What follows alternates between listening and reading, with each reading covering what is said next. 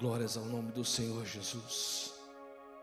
É difícil você chegar aqui depois, no final de semana, naquele que tivemos, e pregar no mesmo espírito, continuar na mesma toada. Nós estamos num momento crucial da nossa caminhada, um momento muito importante, em que a igreja do Senhor viva, a igreja do Senhor que tem condições de continuar espalhando o evangelho sobre a face da terra, se encontra em meio a muitas tempestades. Mas como o reverendo Janderson falou, permanecer e continuar e avançar é o que nós vamos fazer. A igreja presbiteriana Serra Monte tem como único objetivo prosseguir para o alvo da soberana vocação. Abra sua Bíblia lá nesse texto, Filipenses 3, versículo 12 e 14. Agora sem pegadinha, tá? Filipenses 3, versículos 12 a 14. Quando o reverendo Janderson estava falando sobre aquela maratona, esse texto me veio à mente. Olha o que essa palavra do Senhor, esse pedacinho, esse trecho da palavra do Senhor fala conosco. Não que eu tenha já recebido ou tenha já obtido a perfeição, mas prossigo para conquistar aquilo para o que também fui chamado por Cristo Jesus. Irmãos, quanto a mim, não julgo havê-lo alcançado, mas uma coisa faço, esquecendo das coisas que para trás ficam e avançando para as que diante estão de mim, prossigo para o alvo, para o prêmio da soberana vocação de Deus em Cristo Jesus. A igreja presbiteriana Serra Monte tem que avançar para aquilo que Deus quer. Quando Paulo apresenta esse texto, nesse contexto ele está usando um termo atlético usado na época, que a pessoa, quando ela corria, ela tinha que correr olhando para frente, ela não pode olhar para trás. Ela tem que se esquecer das coisas que ficaram para trás e prosseguir sempre adiante, tendo como alvo o prêmio na chegada. Ele utilizou essa figura de linguagem esportiva para aplicar um conceito muito básico na nossa vida, que é o de avançar sempre naquilo que Deus quer para nós. Nós agora somos aquele corredor que o pastor Janderson falou. Nós agora estamos exatamente no meio da maratona. Não dá mais para voltar e nem ficar olhando para trás. Agora a gente só pode tocar para frente. Mas para tocar para frente, nós temos que esquecer algumas coisas, porque senão nós não vamos adiante. Existem coisas que têm que ser abandonadas, existem coisas que têm que mudar nas nossas vidas.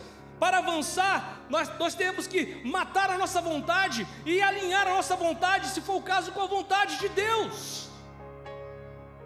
Não é assim que nós aprendemos em Filipenses 4, versículo 8. Você pode dar uma dobradinha na sua Bíblia aí e ler comigo? Filipenses 4, versículo 8. Finalmente, irmãos, tudo que é verdadeiro, tudo que é respeitável, tudo que é justo, tudo que é puro, tudo que é amável, tudo o que é de boa fama, se alguma virtude há e se algum louvor existe, seja o que ocupe o vosso pensamento. Glória a Deus. A gente tem que estar avançando sempre para a vontade de Deus. Muitas vezes nós estamos cheios de coisas, mas não estamos cheios da vontade de Deus. E para avançar, precisamos saber qual é a vontade de Deus para as nossas vidas. E para saber a vontade de Deus nas nossas vidas, nós precisamos de 3 elementos básicos. O resto vai sendo acrescentado. Nós precisamos de fé, de Bíblia e de oração. Sem esses 3 elementos básicos, nós não conseguimos entender a vontade de Deus para as nossas vidas. Os adolescentes podem cantar bonito aqui na frente, mas sem entender esse princípio básico, adolescentes, vocês não conseguem entender a vontade de Deus, o propósito de Deus para a vida de vocês, aquilo para que Deus te chamou. Jovens, vocês só podem ir adiante naquilo que Deus preparou para vocês se vocês conhecerem esses princípios básicos, se estiverem alinhados com o Senhor. Nós, os adultos, a mesma coisa. Não podemos estabelecer o reino de Deus na nossa casa se não tivermos fé, se não tivermos leitura bíblica, se não tivermos oração. A igreja presbiteriana Serra Monte só pode avançar se houver fé, se houver Bíblia e se houver oração. Entendamos que a importância da fé na busca da vontade de Deus vai muito além do que simplesmente sabermos o que é fé. Se eu perguntar para você o que é fé, você sabe me definir baseado em Hebreus 11:1, correto? Vamos dar uma olhadinha no texto? Joga na tela aí, Hebreus 11:1. Eu sei que tem gente que sabe de cor. O que é a fé? Ora, a fé é a certeza e a convicção. Você consegue entender a dimensão disso e aplicar isso na sua vida? Você consegue orar com fé? Nós na semana de oração, nos 21 dias de oração, uma das devocionais foi justamente sobre orar com fé. Jesus Cristo disse que pedindo com fé no nome dEle, crendo que já receberam, assim será. Você consegue aplicar esse princípio na sua vida? Porque saber o que é fácil, a gente pode decorar. E Hebreus 11:6 vai dizer mais, vai dizer assim, sem fé é impossível agradar a Deus, porquanto é necessário que aquele que se aproxima de Deus creia que Ele existe e que Ele se torna galardoador daqueles que o buscam.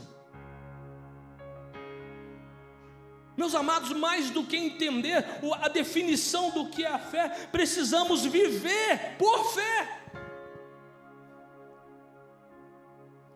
Abraão escutou a voz de Deus e sai lá da terra dos pais dele, lá de Harã. Em outras palavras, ele podia ter ignorado. Já era um homem rico, já era um senhor de idade. Ele escuta a voz de Deus, e algo dentro do seu coração diz que era certeza, e ele segue naquilo. Também como Abraão, eu lembro da mulher Ciro-fenícia. Lembra da mulher cananeia? Que estava com a filha enferma em casa. A fé daquela mulher transformou a vida da sua filha. Meus amados, sem fé, como nós acabamos de ler, é impossível agradar a Deus. A fé é uma parte fundamental da busca pela vontade de Deus, pois nos permite encontrar significado mais profundo em nossas vidas, individualmente e coletivamente. Toda vez na sua oração, comece a acrescentar elementos de ações de graça, foi o que falamos aqui.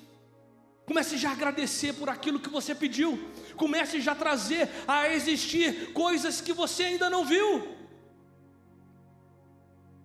Só assim nós conseguimos avançar para os outros 2 pontos. Mas antes, a confiança que nós temos depositada em Deus em momentos difíceis nos guia para a vida que está em sintonia com a vontade de Deus.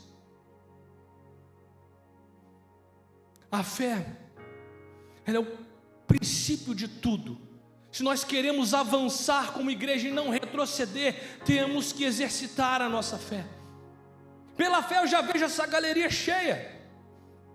Pela fé eu já vejo esses bancos cheios e agradeço a Deus todos os dias pelas almas que Ele vai enviar, por aqueles que Ele escolheu, por aqueles que Ele vai trazer, já escolheu antecipadamente para trazer para esse templo,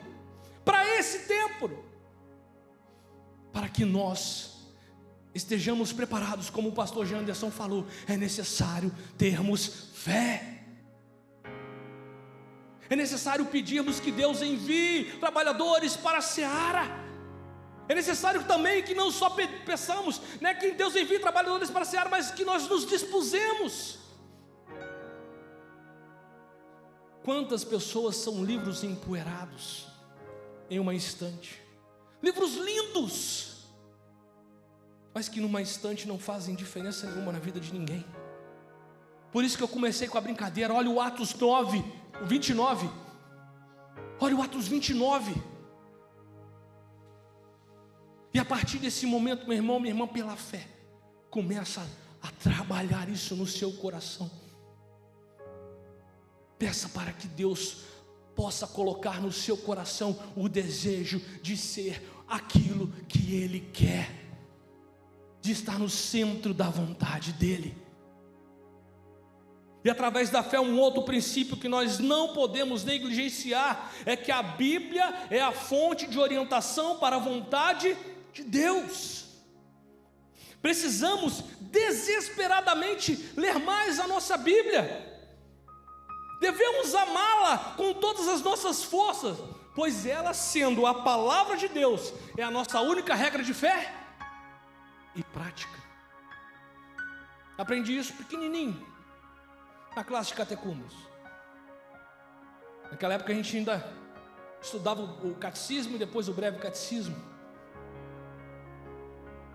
Mas quantas e quantas vezes, assim como nossa vida é um livro empoeirado, a nossa Bíblia só é aberta na quarta-feira à noite, no domingo pela manhã e no domingo pela noite, e o resto da semana ela passa fechada.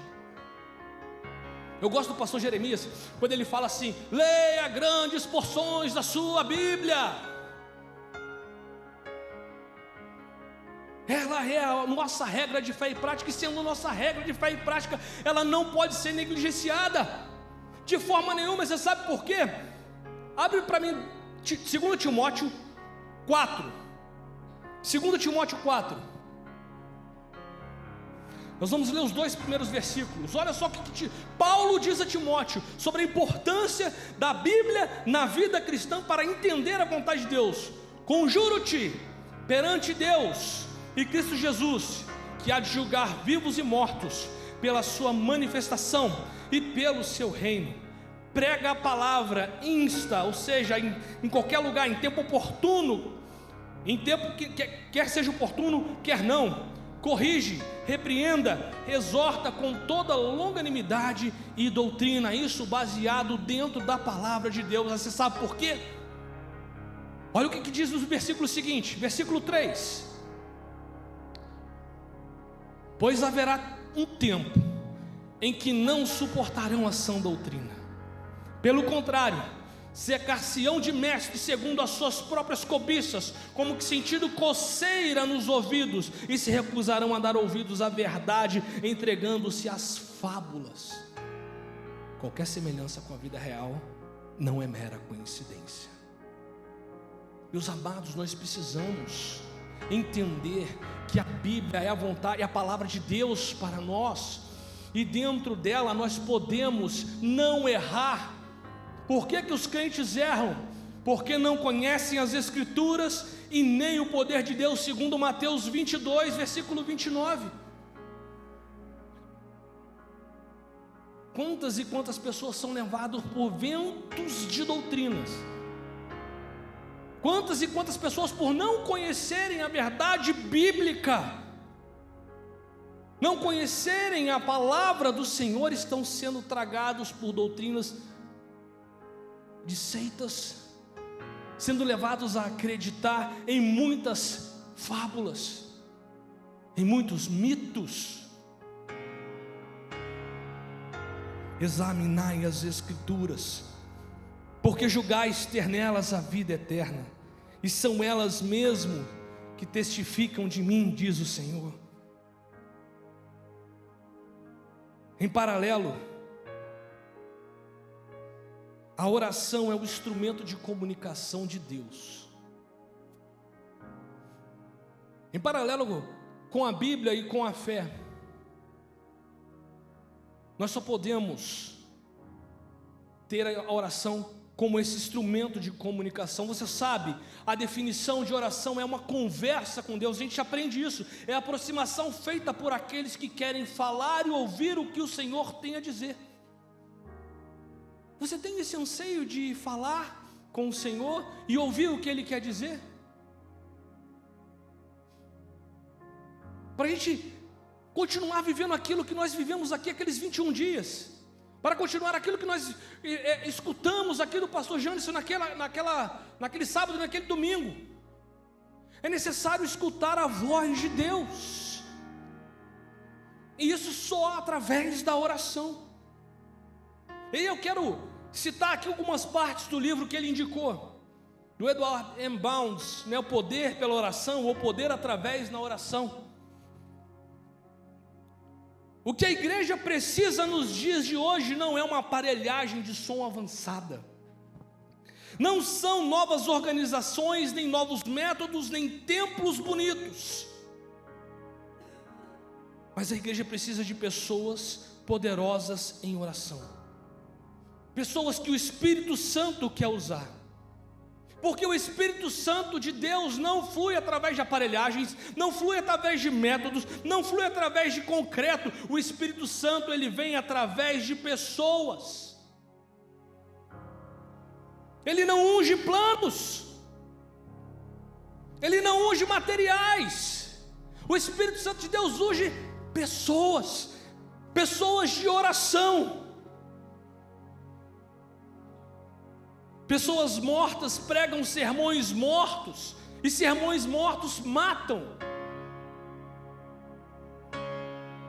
O Evangelho de Cristo não pode se mover por modismos, não possui força propagadora, mas move-se por pessoas que causam movimento e movimentos em oração.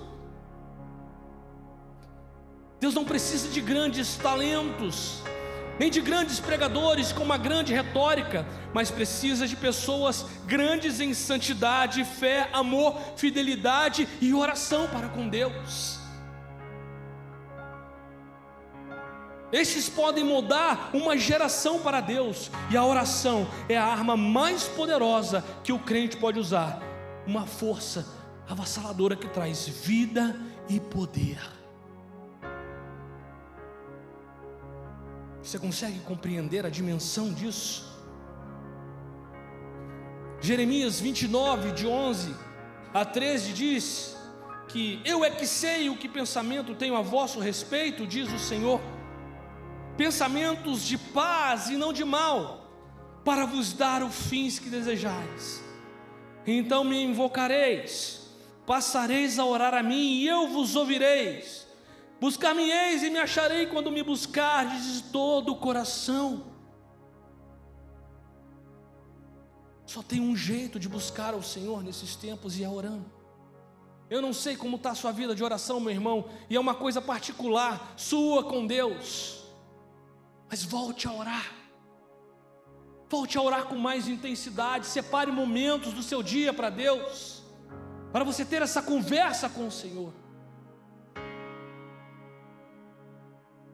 Para finalizar, uma coisa que a gente não pode esquecer enquanto igreja é da unidade. Nós temos que ser humildes e lembrar que dentro da nossa igreja nós temos pessoas que pensam diferentes de nós, mas que não sejam esses pensamentos que nos afastem uns dos outros, mas muito pelo contrário, que haja unidade. Aceitar aquilo aquele que pensa diferente de mim é um ato de humildade diante do Senhor, e juntos buscarmos união e unidade para que o bom andamento da obra do Senhor avance. Eu lanço um desafio para cada um, inclusive para mim, a exercitar a nossa fé agradecendo como se já tivéssemos recebidos. Eu agradeço a Deus pelas vidas que Ele vai mandar. Eu agradeço a Deus pelos recursos humanos, financeiros, materiais que Ele vai mandar. Eu agradeço a Deus, meu irmão, pela sua vida, porque eu sei que Deus já está trabalhando. Não sei qual causa, mas Ele já está trabalhando. Eu agradeço a Deus. Eu te convido a ler também grandes porções da sua Bíblia, como o pastor Jeremias.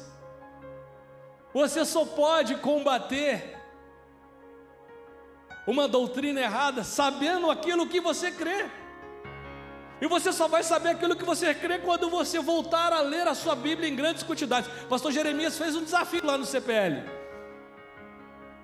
Você sabia que dá para ler o Novo Testamento em um mês? Eu não sabia. Se todo dia você ler 10 capítulos do Novo Testamento em um mês, você vai ter lido todo o Novo Testamento. Faça esse desafio com você. Não consigo ler 10 capítulos por dia da Bíblia, leia 5. Não consigo ler 5 capítulos da Bíblia todo dia, leia 1, mas volte a ler a Bíblia. Grandes porções da palavra de Deus. E por último, eu convido você a saber mais da vontade do Senhor para a sua vida, para a vida da nossa igreja, orando 5 minutos por dia, sozinho com Deus, mas de uma forma diferente. Peça para ouvir a voz dEle. Não peça nada além disso. Peça simplesmente durante 5 minutos: Pai, eu quero ouvir a Tua voz. E pare para escutar. Pai, eu quero ouvir a Tua voz. E pare para escutar. Pai, eu quero ouvir a Tua voz. Escute com o seu coração nesses 5 minutos. E também faço um convite a você a frequentar os trabalhos de oração, inclusive esse culto, incentivando também outras pessoas a estarem conosco nesses trabalhos de oração.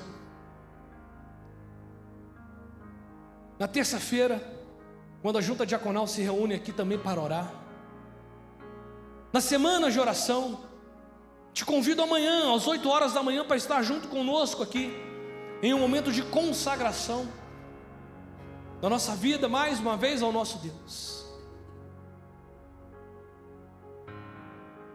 Te convido a você fazer aquilo que nós cantamos naquela música, a querer estar mais perto de Deus, a querer Ele como destino, e a declarar que nem a morte, nem a vida, o NG pode vir aqui já de uma vez, nem a morte, nem a vida, nem o presente, nem o porvir poderão me separar do amor de Deus.